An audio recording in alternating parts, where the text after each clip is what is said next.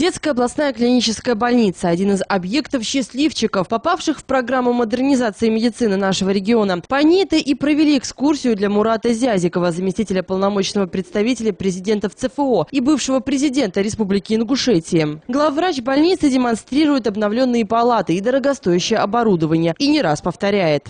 Все работает, ничего не своровано.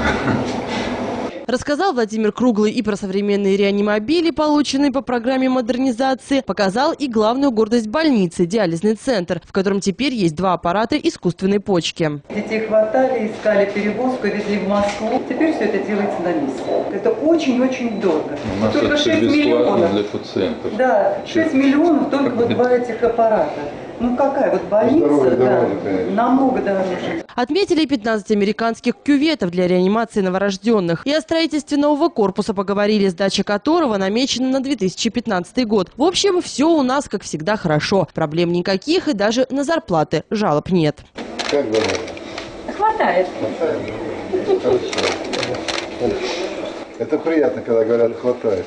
И такой ответ перед столь высокими посетителями был ожидаем. Конечно, больница готовилась к приезду важного гостя. В общем, Мурат Зязиков исполнением программы остался доволен. А буквально за пару дней до этого губернатор зачитывал итоги проверки Генпрокуратуры в отношении освоения федеральных средств, в том числе и в нашем регионе, где оказалось множество нарушений. После нашего сюжета и жители начали оставлять свои отзывы по поводу состояния медицины. Я знаю орловскую медицину 50 лет. Тогда не было модернизации, а была честная, порядочная, грамотная медицина, где не продавали людей, группы инвалидности, места в палатах, где ценили специалистов не за взятки, которые даются при приеме на работу, а за знания. Очнулись, а раньше без прокуратуры никто ничего и не видел, и не знал. Идет распил госпрограмм. В детской поликлинике номер 1 просто беспредел. Какое руководство, такая работа на госдолжностях. Инфекционное отделение детской клинической больницы. Еще ремонт не принят, а крыша течет, рамы потрескались, асфальт разрушается.